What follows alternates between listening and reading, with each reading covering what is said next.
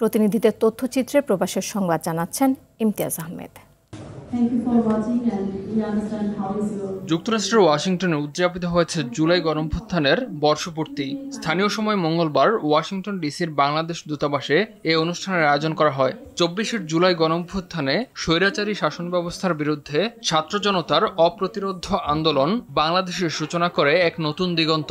রাষ্ট্রীয় কাঠামোতে শাসন ব্যবস্থার গুণগত পরিবর্তন, বৈষম্য দূরীকরণ, মানবাধিকার সংরক্ষণ এবং ন্যায্যতার ভিত্তিতে সমাজ গঠনের উদ্দেশ্যে যে সকল শহীদ অকাতরে জীবন দিয়েছেন সেসব শহীদদের গভীর শ্রদ্ধার সাথে স্মরণ করা হয়। প্রধান অতিথি ছিলেন তথ্য ও সম্প্রচার মন্ত্রণালয়ের উপদেষ্টা মাহফুজ আলম। উপদেষ্টা বলেন, ফ্যাসিস্ট হাসিনা বাংলাদেশের মানুষের উপর যে অত্যাচার, নিপীড়ন ও নৃশংসতা চালিয়েছে এর প্রতিবাদেই জেগে উঠেছিল ছাত্র জনতা। রাজনৈতিক মতাদর্শ ভিন্ন হলেও উন্নত বাংলাদেশ বিনির্মাণে সকলকে ঐক্যবদ্ধ হয়ে কাজ করার আহ্বান জানান। এ সময় জুলাই গণঅভ্যুত্থানের উপর নির্মিত তথ্যচিত্র প্রদর্শন করা হয়। অনুষ্ঠানে উপস্থিত ছিলেন ভারপ্রাপ্ত রাষ্ট্রদূত DM সালাহ উদ্দিন মাহমুদ, স্টেট ডিপার্টমেন্টের ঊর্ধ্বতন কর্মকর্তা, বিভিন্ন পেশাজীবী, প্রবাসী বাংলাদেশি এবং দূতাবাসের কর্মকর্তা ও কর্মচারীবৃন্দ। অনুষ্ঠান পরিচালনায় ছিলেন শামীমা ইয়াসমিন স্মৃতি।